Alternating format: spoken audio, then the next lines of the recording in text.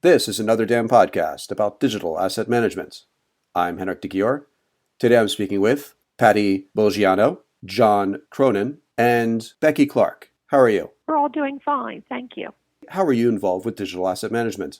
I am the person who's responsible for uploading our files, our data files, into a data collection and management system. I do naming conventions. I make sure that the files have fonts, have images, decide which method is going to be the quickest way to upload those. Primarily, we are using Quark and InDesign as our software programs here. So I'm making sure that they are current versions and alerting staff if there's a problem. I'm also responsible for revising and updating our paperback editions of our titles. With reprints, there is an actual change in the book itself. Text may be changed, images may be changed. So it's my responsibility to make sure that the application file and the PDF that eventually goes to make the ebook are exactly the same and make sure that there are no problems when they are eventually turned into ebooks.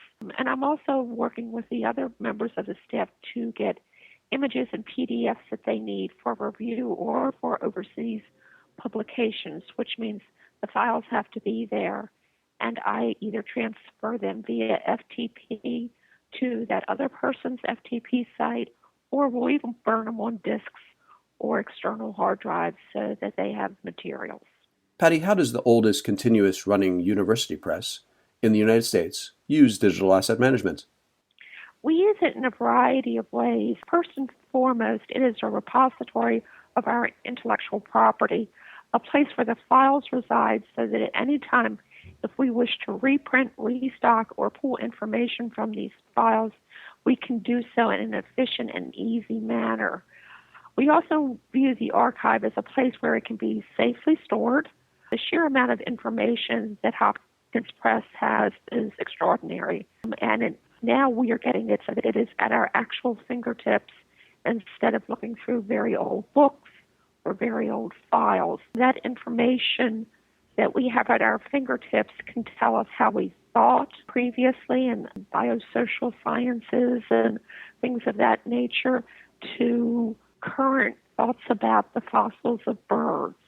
So we are aggregating all this information, keeping it at a level where anybody within the Hopkins Press can access it for interior needs or to publish or promote a book outside of the press. It's also part of our heritage, this whole data asset management philosophy. Our heritage is that we are constantly thinking and writing and exploring about various topics, and we are pulling both from the past and the present to show potential audiences how we used to think, how we're thinking now, what new information has come aboard so that we can show a progression of understanding about topics. This also helps us talk with authors who say, I have all this vast information. How can I get it, A, into a book, and B, get the most bang for the book? And by having an asset management system in place, we can then make multiple books if necessary. We can have a volume 1, a volume 2, a volume 3, or we can do some books as a traditional print, some books as strictly as ebooks or a PDF format, so that the reader can have a variety of options of accessing this information. I was the person originally hired to start managing the information that we had gathered, to coordinate it. It's been 7 years, and it's amazing to me how people will ask for something that is 30 and 40 years old, and they want that. And that to me is astounding, because I'm here in the present, I'm thinking, what does something 30 or 40 years ago have that person wants it? It could be something that they're going to use for their thesis. And by having this digital asset management system in place, we can better help them. So it's been 7 years. It's worked really incredibly well. We have been able to just work far more easily and have various departments being able to access this information without having to jump through various hoops. which is always a good thing. Approximately 2,000 books right now with our system, which is Code Mantra. Today I was just putting up more books, so it's constantly growing. It's also constantly evolving because we also can take from the print books and make our ebooks. So we're getting more into ebooks with MP3s in them so that the reader can actually be right there and see something that takes the book to another level and takes the topic to another level. Well, I came here about 8 years ago, and that was really one of the first tasks that we had to do was to get our archive pulled together, find an outside vendor who could handle the vast amounts of information. And we were able to do that, and Patty was really the first hire, and this is really still the focus of her job. It's very detail-oriented, very critical to the press, and certainly we do ebooks for every single title that we have, so that's essentially all those things are archived in the conversion process. There's also something that's done within my Department of Design and Production. So, we're really looking at electronic imprint together, and certainly archive has just been invaluable. We had to set that up before we could really expand in these ways, which are very market-driven. What are the biggest challenges and successes you've seen with digital asset management? The biggest challenge is keeping current titles up to date. In the book world, when you do a reprint, there are changes to the text of that book. And again, as I said earlier, it's my responsibility to make sure that everything matches, that the most up-to-date version is available. So should we decide not only to reprint it, we have the current files, but also the ebook, when it gets updated, has the current files.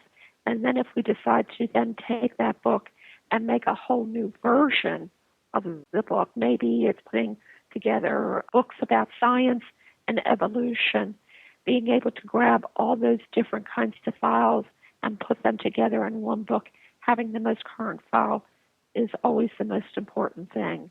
The biggest success is that previous to my coming here, there was no archive, and it was because of a variety of reasons. No one 7 years ago imagined that all this information that they had would become valuable. They knew in one sense that a book is always a valuable thing, but what they didn't understand is that you have to be able to access that book in a multitude of ways. And being in that, we were able to go ahead and access that information and give it to them. We really could not scale our ebook program until we had a digital asset management program in place. We couldn't find our assets, much less get them converted to ebooks and do it in a way that was efficient. We realized that the only way we'd be able to scale up our ebook program is by pulling together a robust and well-managed digital asset management system. What advice would you like to share with DAM professionals and people aspiring to become DAM professionals? First, I would recommend that you understand that you can go from print to web easy. It is more difficult to go from the web to print because the technology that each is required is unique for that particular type of product. Other things that I think you ought to know, you should understand the formats such as what is an MP3, a PDF, a JPEG, TIFFs, the software that's associated with photography, film, printing, how those formats can change, and how you can keep them from being corrupted. You need to understand that technology is new and evolving, and while you have to adapt to the technologies, businesses can't always adapt as quickly as you would like them because they'll have marketing departments and other departments that feed into this overall picture. So it can take businesses a little bit longer to actually make the changes, and it's just the way the businesses are. Other things I would say is look into library sciences, information systems. A couple of colleges are now starting to offer digital preservation classes online and in person. Always having good people skills and working with people on a day-to-day basis and understanding that sometimes their things, their projects, their initiatives are immediate, and you're going to have to stop and help them and work them through the program. When you come to a problem, and there are going to be problems when you set up your asset management, sometimes you need to step away for a day or walk around the building or just say it out loud to yourself, and you can pick up maybe the flaw in your logic, or somebody else can say, oh, by the way, you forgot about this particular point that's going to be critical in getting your asset management up to speed. And just remember, it's a constantly changing field. Everybody makes mistakes. Technology changes, formats change. Being very detailed oriented is really, really critical. So I would recommend that you have a very broad outlook as to all the things that are going to play in when you get your archiving and your data management up and running.